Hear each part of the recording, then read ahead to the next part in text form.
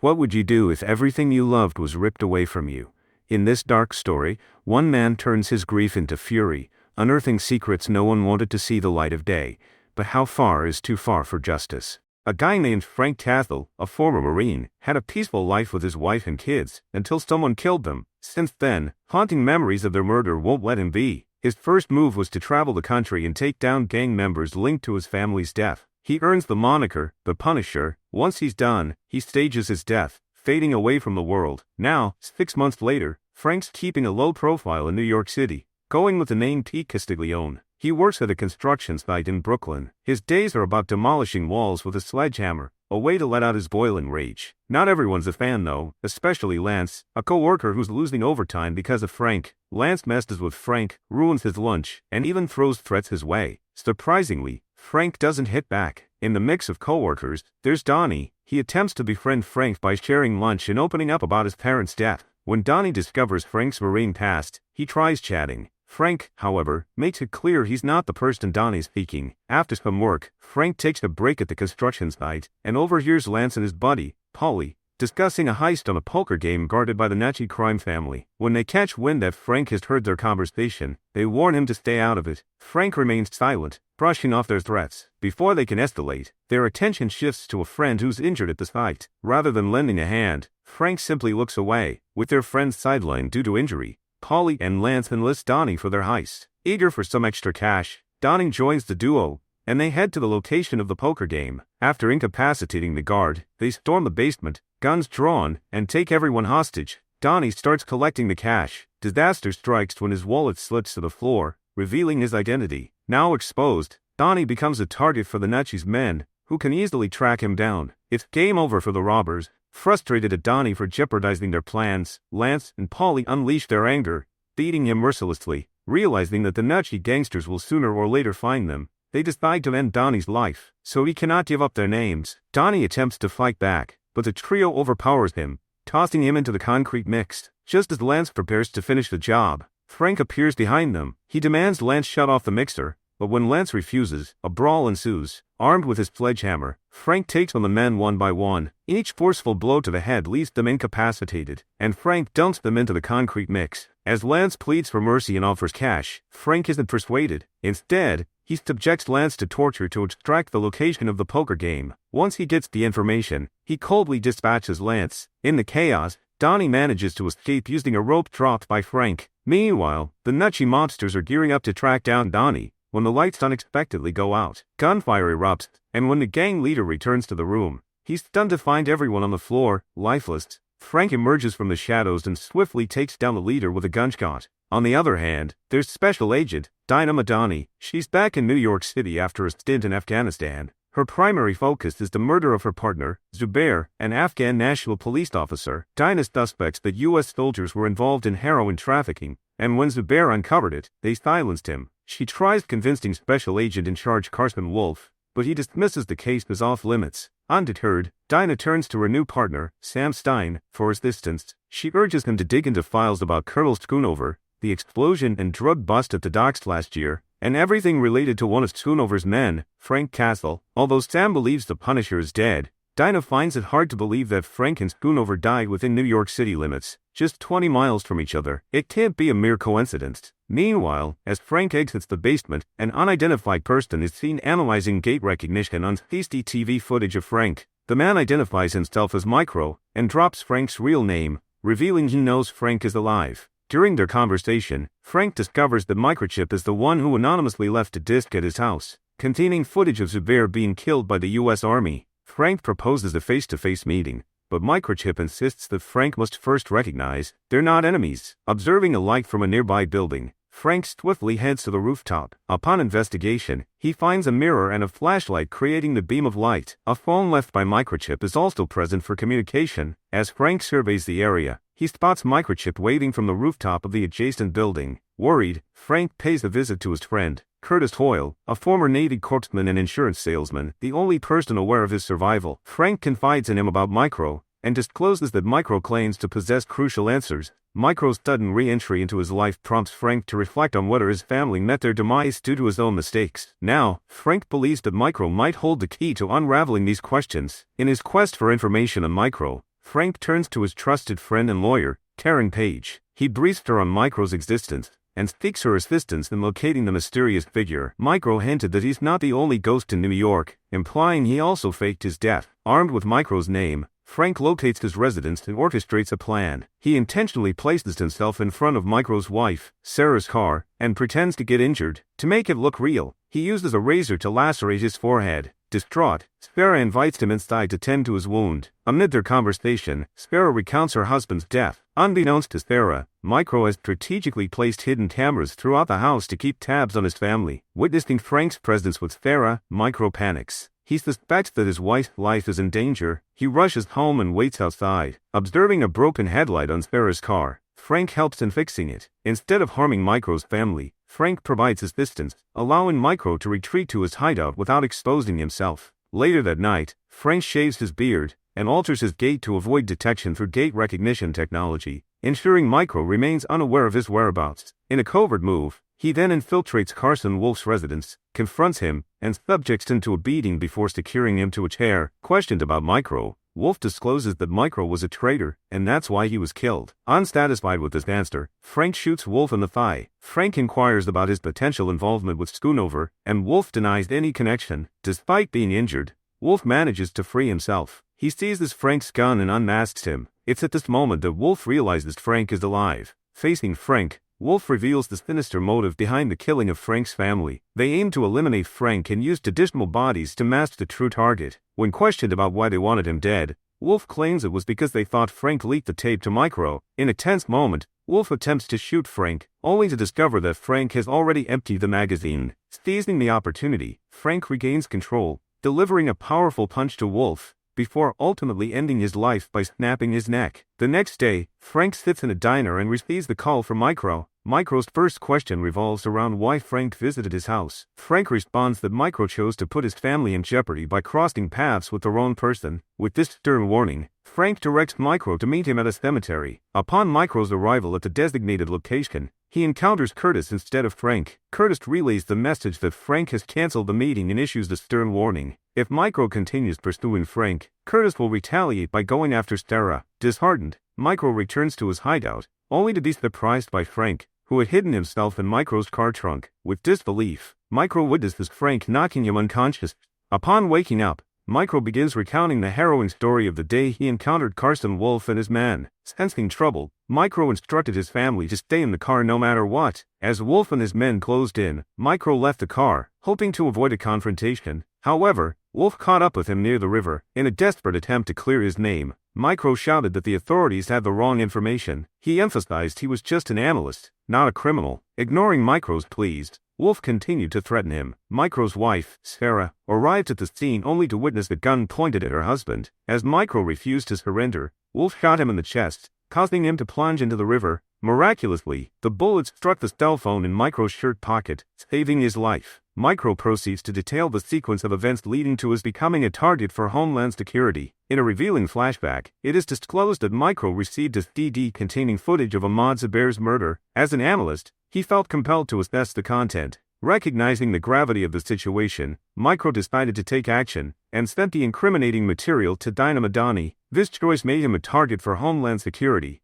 particularly for Carson Wolf, who was well aware of Ahmad Zubair's murder. In the current moment, Frank subjects Micro to interrogation, who is now stripped and bound to a chair. Unexpectedly, a 3-minute countdown initiates. Micro discloses that it's a fail-safe system. If the countdown reaches 0, all camera feeds will be broadcast to media outlets. To stop it, a code and a retinal scan are required. As Frank is standing close to him, Micro takes the opportunity to inject Frank with a sedative, causing him to lose consciousness. Upon waking and realizing that Micro hasn't executed him, Frank questions Micro's motives. In response, Micro attempts to persuade him that they should join forces in exposing the people behind Ahmad Zubair's death, and the death of Frank's family. Frank starts recollecting the traumatic events in Afghanistan, where they did a mission called Cerberus. Frank's squad captured Ahmad Zubair, and a CIA agent known as Orange subjected him to brutal torture to extract information about his knowledge of their heroin operation. The conversations were conducted in Persian, making it evident that none of the squad members were aware of Zubair's innocence, or Orange's involvement in drug trafficking. Tragically, Orange commanded Frank to shoot Zubair in the head and bury him, an order that Frank obediently carried out. A few days later, Frank and his team receive a mission briefing from Schoonover and Orange. From the start, Frank harbors suspicions about the mission being a trap, but his concerns are dismissed. The mission quickly turns disastrous as Schoonover loses his arm, and the team finds themselves under heavy fire. Driven by rage, Frank takes charge and clears the exit, enabling the team to retreat. In the aftermath, as the team receives medical attention in the tent, Orange's sole concern is whether they killed their intended target. Unbeknownst to Frank and his squad, the mission was a setup, and Orange orchestrated it to eliminate witnesses of Zubair's murder. Enraged at Orange for still caring about the target, Frank violently attacks Orange, leaving him blind in one eye. In the present day, Micro reveals to Frank that the operation he was part of was entirely off the books. It lacked any official records or approval from the United States Congress, rendering it illegal. Frank agrees to collaborate with Micro, laying down one condition: all the targets must be eliminated without exception or the opportunity for a trial. Micro agrees to Frank's terms. To execute their plan, Frank and Micro require weapons. Micro hacks into the NYPD system and discovers an illegal arms shipment arriving from Greece, with Turk as the buyer. To reach the location, they decide to ambush another gang. After a confrontation that involves killing the gang members and rescuing one of their victims, Frank and Micro depart the warehouse in 2 cars. Frank seizes Turk at gunpoint and demands information on the weapon's location. However, Turk shatters his plan,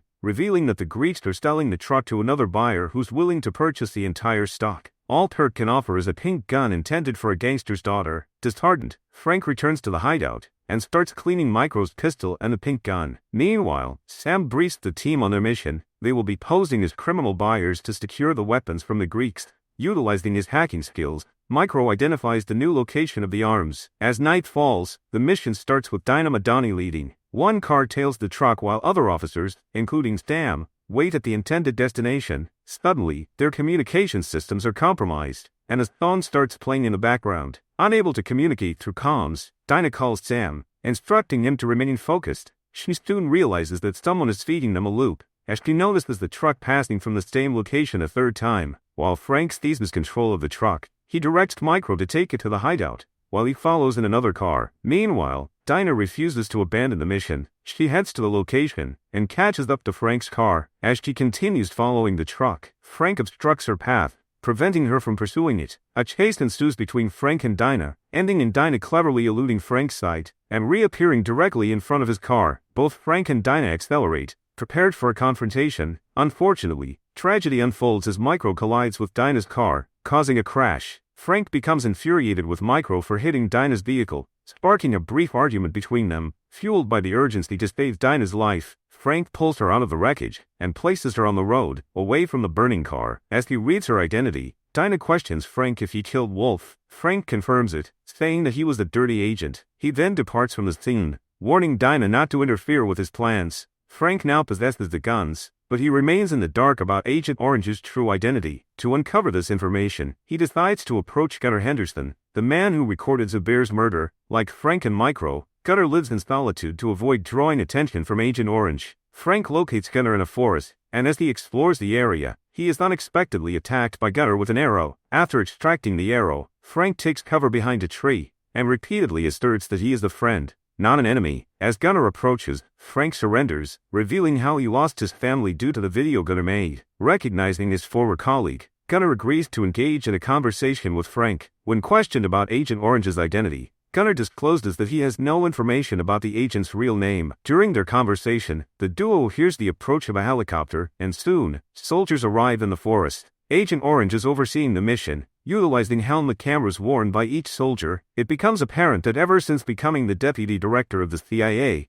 he has been striving to erase his questionable past. To achieve this, he aims to eliminate everyone who witnessed Zubair's murder at his hands. Since the mission wasn't officially sanctioned, there are no records of those present. However, he managed to eavesdrop on Dinah's conversation with Sam, where Gunnar was mentioned. Desperate to eliminate any potential witnesses, he sent his team to kill Gunnar. As the soldiers closed in, Gunnar skillfully uses his compound bow and traps to harm a few of them. Frank then finishes the job. Meanwhile, Agent Orange, watching through the helmet cameras, is astonished to see that Frank is still alive. Amid the confrontation, Gunnar is shot twice, and when Frank attempts to retaliate, he too is shot. Out of bullets, the duo takes cover behind a rock with more soldiers approaching. Micro, observing the situation with a drone, alerts Frank about the imminent threat. With Micro's guidance, they manage to eliminate the 2 incoming soldiers. Using their guns, Frank targets more soldiers, finally stabbing the last one in the shoulder. While dispatching the soldier, Frank addresses Agent Orange through the camera and issues the threat that he's coming for him. With this declaration, he snaps the man's neck. The attack fails, but both Frank and Gunner suffer critical injuries. As night falls, Frank continues through the forest, supporting the injured Gunner. Ultimately, succumbing to his wounds, he collapses on the ground. Micro locates him,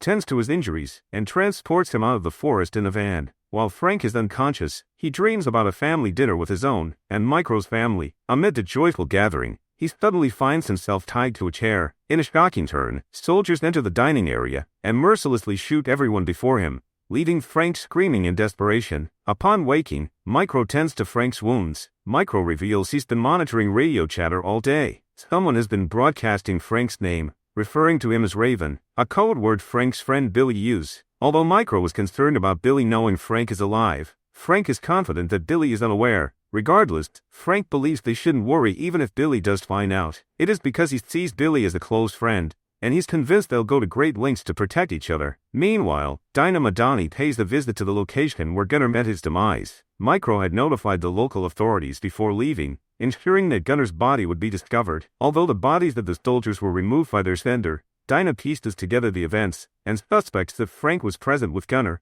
and likely made the call to the police. Her suspicions are confirmed when Sam informs her that the blood sample found in the area matches Frank's. Now, Dinah is certain that a death squad was dispatched by those who want to keep mission Cerberus under wraps. It dawns on her that the situation is more dangerous than she initially thought, involving influential figures with the power to deploy a death squad. In her quest to uncover more about Frank, Dinah reaches out to Billy Russo, Frank's friend who owns a private military company. She shares with him the news that Frank is alive, but in critical condition. Since Billy is aware of the Afghanistan case Dinah is pursuing, she seeks Billy's assistance locating Frank, the key witness to the events there. Familiar with the situation, Billy expresses willingness to help find Frank if Dinah's claims are true. Following this, Billy pays a visit to Curtis, a mutual friend of his and Frank's, seeking information on Frank's whereabouts. Curtis pretends to know nothing. Billy then reveals his intention to aid Frank, not the government, by facilitating his escape from the country and providing him with a new identity for a peaceful life. After Billy departs, Curtis visits Frank and discloses the details of his encounter with Billy. Now believing that Frank should accept the offer,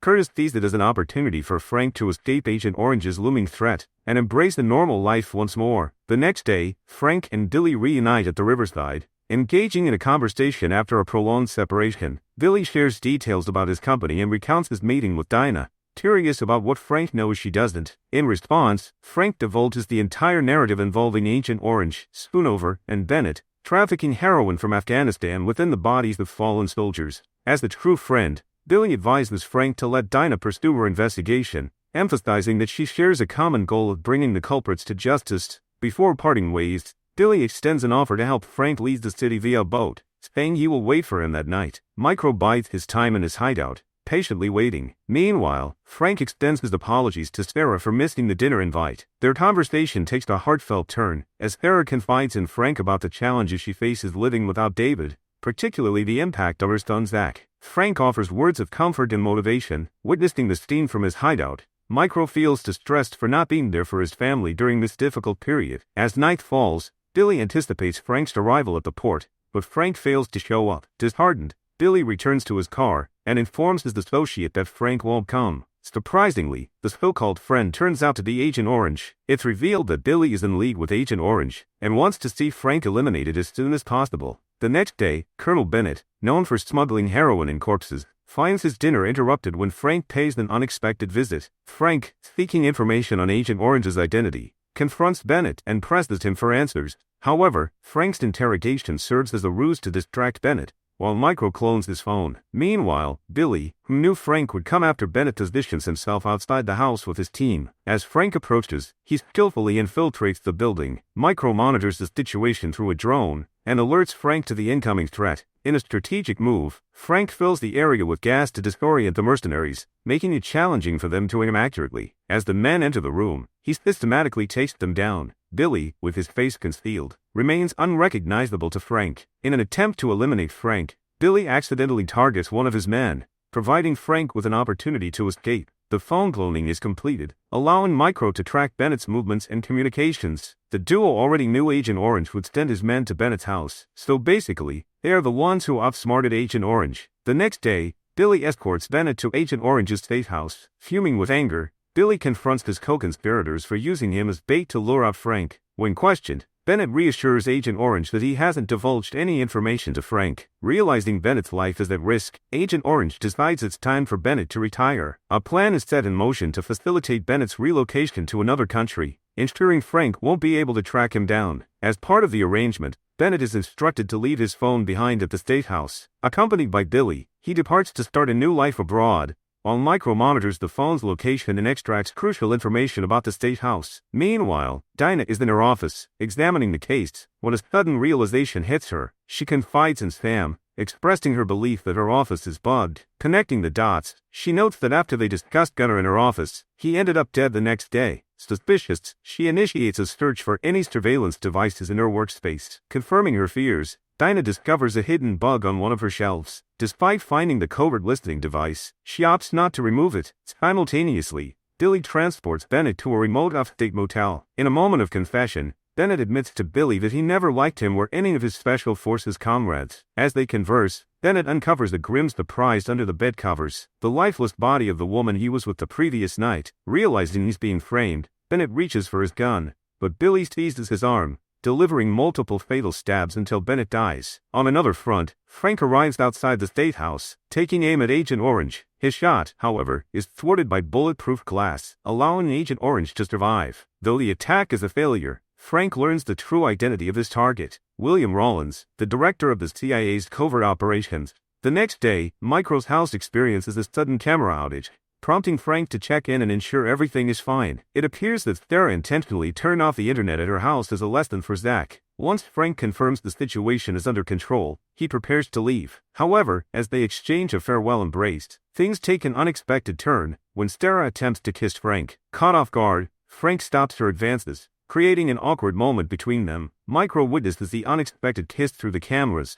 causing awkward tension between him and Frank. Despite the discomfort, he realizes it wasn't Frank's fault, and harbors no grudge against him. Desperate to reunite with his wife, he suggests contacting Dinah Madani, who shares their goal of apprehending the same culprit. With the video evidence and an eyewitness, Dinah can arrest Agent Orange, which will allow Micro to return to his family. However, Frank firmly reminds Micro of their agreement. Agent Orange dies at the end. Micro loses control, saying that Frank's family is dead because of him, and now he wants everybody to die. Desperate, Micro attempts to contact Dinah but is stopped by Frank, who intervenes and renders them unconscious. Meanwhile, Dinah and Sam hatch a plan to expose the individuals behind the office bug. They devise a fake tactical plan for a fake weapon heist involving Frank. Obviously, Frank won't be there, but their plan will lure out those responsible for the bug. As anticipated, Billy falls for the trap and meets Agent Orange to discuss their next moves. The decision is made to eliminate Frank on the spot. To execute the job, Billy recruits former contractors from his company, enticing them with the promise of a substantial sum in exchange for successfully carrying out the murder. As predicted by Dinah, Billy and his team fall right into the trap. A fierce shootout erupts between Homeland Security and Billy's crew, with Dinah and Sam also present to apprehend those responsible for the office bug. The confrontation leaves most members of both groups dead. Recognizing the escalating chaos, Billy attempts to flee. He abandons a team member, and later shoots him dead to prevent any exposure to Dinah. During his escape, Sam intercepts him, holding him at gunpoint. Feeling cornered, Billy surrenders, allowing Sam to disarm him and reveal his face. However, in a shocking twist, Billy seizes the moment and stabs Sam multiple times with a concealed spring-loaded retractable blade from his right sleeve. Before Dinah arrives, Billy manages to escape, leaving Sam on the floor with his throat slit. Upon discovering Sam in critical condition, Dinah panics and attempts to stop the bleeding, but Sam has already lost a significant amount of blood. Despite her efforts, Sam succumbs to his wounds. On the other hand, we are shown the story of Lewis Wilson, a United States Army veteran grappling with the challenges of reintegrating into civilian life. Upon his return to the United States, he confronted the devastating effects of post-traumatic stress disorder, PTSD. Struggling with his unstable mental state, he even attempted to harm his own father. In a desperate moment, he tried to take his own life but was unsuccessful. Coping with his trauma, he chose to sleep in a foxhole he dug in his yard rather than his bed. Seeking a way to channel his military-honed skills, he enlisted with Billy's private military group, Anvil. However, his expectations of securing a position with Anvil were dashed when Billy, aware of his mental struggles, opted not to recruit him. Responding to his father's request, Lewis reluctantly started attending group therapy sessions for military veterans organized by Curtis. During these sessions, he encountered O'Connor, who presented himself as a Vietnam War veteran. However, O'Connor's true agenda was to promote extremist rhetoric. Intrigued by O'Connor's views, Lewis, who already felt rejected by his country, found resonance in the belief that the rules no longer applied, and the nation had forsaken the army it had trained. Inspired to make a stand, Lewis joined O'Connor in a protest outside the Bronx County Courthouse. The protest centered around a teacher facing charges for entering his classroom with a revolver. Before long, a police officer named Fahey approached Lewis and O'Connor, questioning their presence and inquiring if they were engaging in a protest. Lewis responded that they were merely distributing pamphlets, asserting it was within their legal rights. When O'Connor gave his explanation for being there, Fahey interpreted it as evidence of a protest and insisted they leave. However, Lewis stood his ground, maintaining that they weren't obstructing anyone from entering the courthouse. Fahey was still unwilling to accept Lewis's reasoning and insisted they go, so O'Connor suggested they grab some coffee, but this infuriated Fahey, who claimed that Lewis had reached for his gun, a claim that Lewis refuted. Lewis then attempted to summon O'Connor as a witness, but O'Connor had left. He watched as O'Connor left him, and Fahey then shoved him to the ground and arrested him. Later, Lewis delved into O'Connor's military records, discovering that O'Connor never served in the Vietnam War. He confronted O'Connor with the evidence, but the liar denied the accusations, suggesting someone might have tampered with the information. Despite O'Connor's attempts to deny the truth, Lewis saw through the lies. When Lewis refused to accept his story, O'Connor demanded he leave his house, sparking a violent altercation between the two. In a desperate bid for survival, O'Connor wielded a knife, slashing Lewis across the stomach. However, Lewis managed to overpower him, and retaliates by stabbing O'Connor multiple times, leading to his demise. Struggling to cope with the aftermath, Lewis tried to take his own life but couldn't. Faced with the overwhelming events that had unfolded, he resolved to take matters into his own hands. He went to a hardware store and purchased materials to craft homemade bombs. With all preparations in place,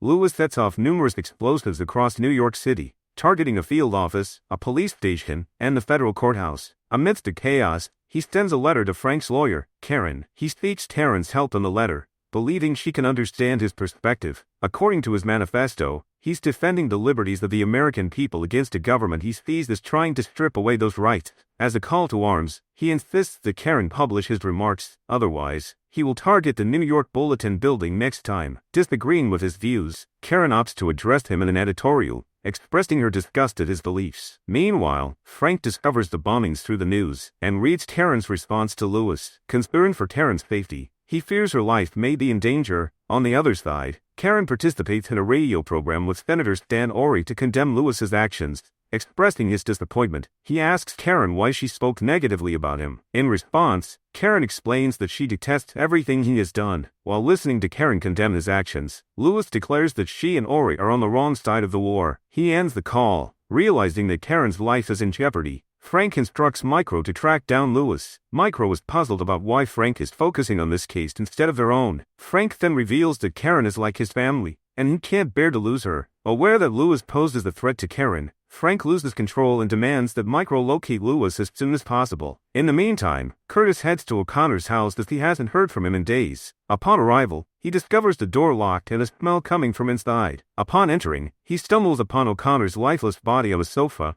right where Lewis had left him. As he explores the premises and uncovers explosives, Lewis suddenly appears and launches an attack. A fierce struggle ensues, with Lewis subjecting Curtis to brutal torture. Shortly after, Frank arrives and finds Curtis tied to a chair with a bomb strapped to his chest. As Lewis dials Curtis's phone, Frank answers and initiates a psychological game with him. Standing outside the house, Lewis expressed his admiration for Frank's actions and desires to take matters into his own hands, similar to Frank's. He informs Frank that he's called the cops but doesn't want Frank to die, suggesting that they should be allies. Frank agrees, and in return, Lewis provides the information on which wire to cut to defuse the bomb. As the police arrive, Frank takes quick action. He hurls a stone, incapacitating one officer and swiftly subduing the other. Seizing the opportunity, he makes his escape, leaving the scene in a stolen police car. However, upon returning to the hideout, Frank discovers that his identity has been exposed to the entire United States due to the police dashcam footage. Now, he is being labeled a terrorist and held responsible for all the bombings. The following day, while Taryn interviews Ori, an explosion at the door sends them both flying to the floor. Smoke fills the room as Lewis and Frank start taking down the guards. Despite being injured,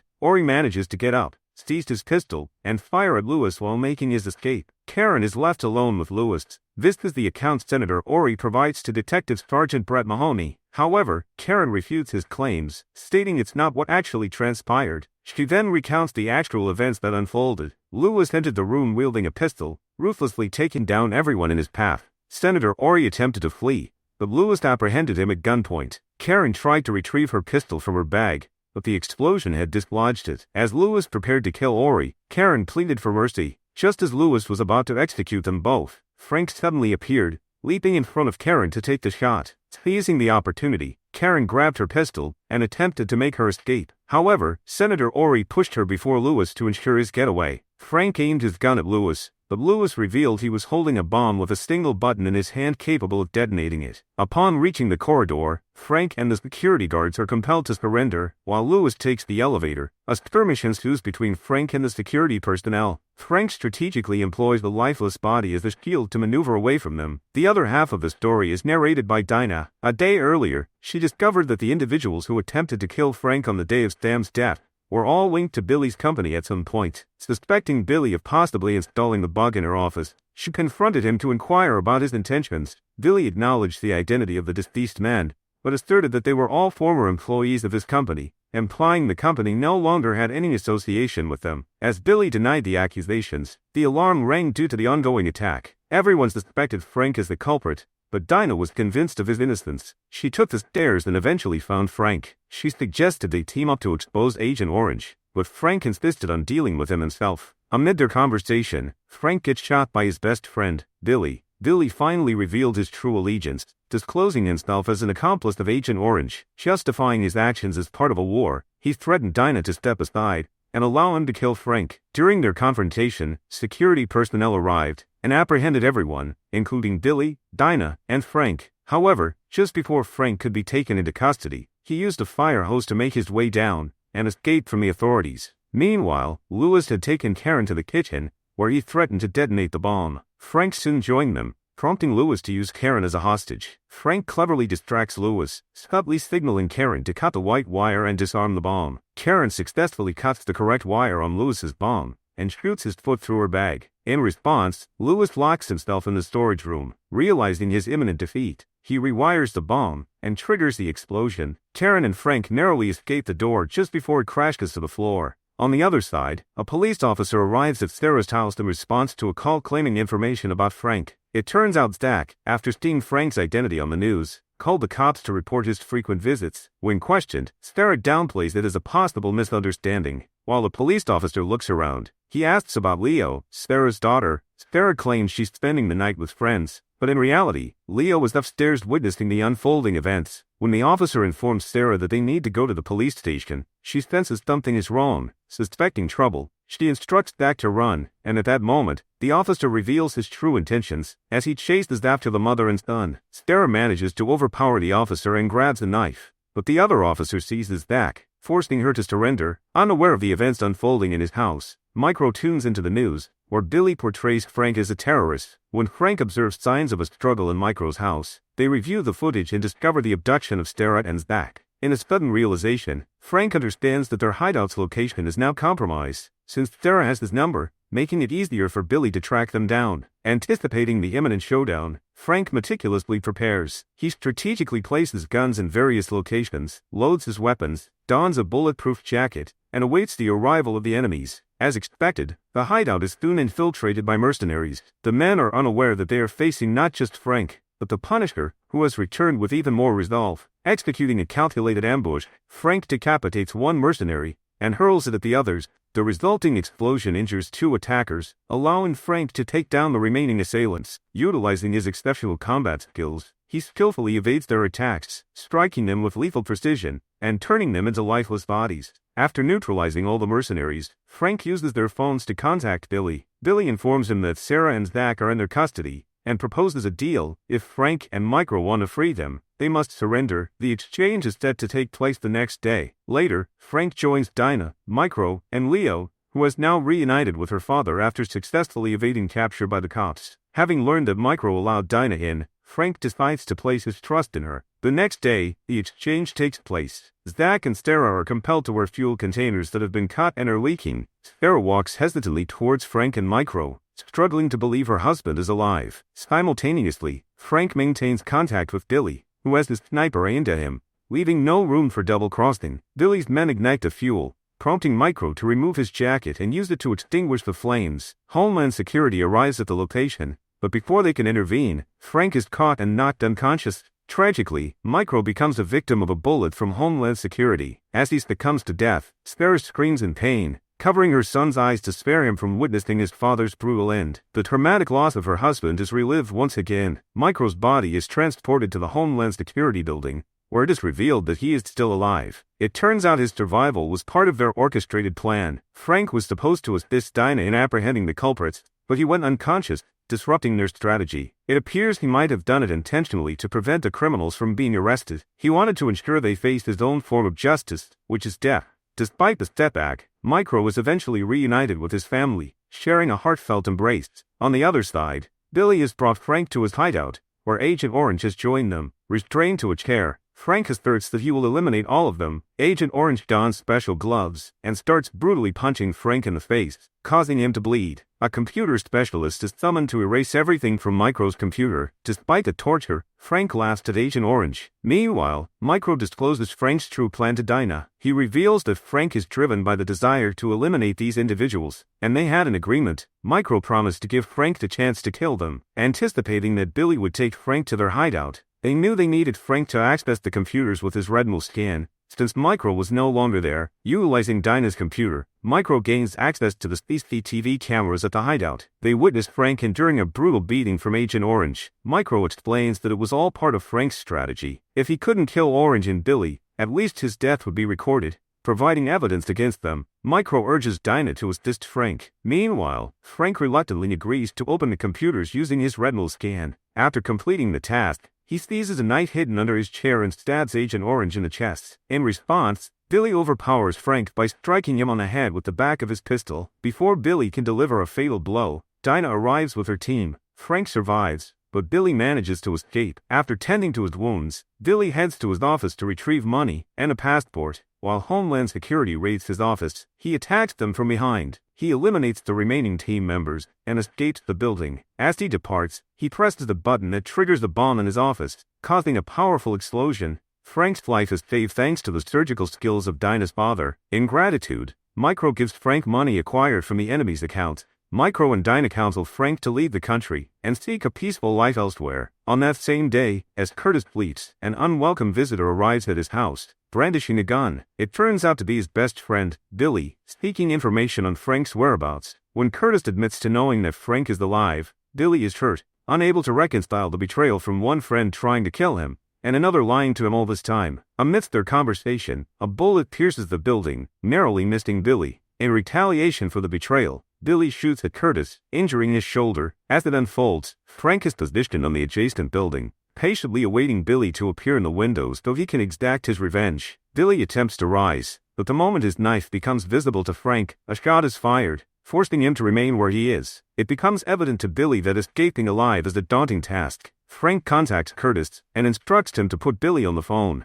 When Billy takes the phone, Frank warns him not to harm Curtis. A decision is made to meet at their usual gathering place, the park where they used to spend time together as a family. Frank decides to let Billy go, allowing him to arrive at the park, where he takes 2 employees hostage. As Frank approaches the location, he discovers 2 teenagers tied to the horses of a running carousel, initially distracting Billy by firing in the opposite direction. Frank enters the park from another angle and launches an attack. A shootout ensues between the 2 adversaries. Frank silently maneuvers around the carousel to get a clear shot at Billy. He manages to hit Billy in the mouth, causing him to scream in pain as he extracts the bullet. Sensing defeat, Billy retreats toward the teenagers, demanding that Frank reveal himself, or he'll harm the kids. To protect them, Frank reluctantly tosses his knife and gun. Before Billy can carry out his threat, Dinah arrives to rescue Frank. However, in the chaos, she becomes a target and gets shot by Billy. Seizing the distraction, Frank charges at Billy, successfully disarming him. The two engage in brutal hand-to-hand combat. With Frank dominating the confrontation, he delivers multiple punches to Billy's face, and then proceeds to ruthlessly rub his face on broken glass. Frank refrains from killing him, as he believes inflicting severe pain and leaving scars on his body will haunt Billy for the rest of his life. Despite Billy's pleas for death, Frank stops, believing that an easy death is not what he deserves. Billy is left critically injured at the scene. Dinah is rescued, and Frank, despite his actions, is arrested. However, he is granted freedom and a new identity in exchange for not exposing the case. On the other hand, Billy has endured numerous rounds of surgery, his face now concealed by multiple layers of gauze. The doctors are unsure if he will suffer brain damage or memory loss. The looming question arises, once he recovers, will he seek revenge on Frank, determined to settle the score? As the dust settles, one question lingers. When justice blurs into vengeance, who decides the price to pay? Stay tuned for more TV show and movie recap of Betrayal and Redemption.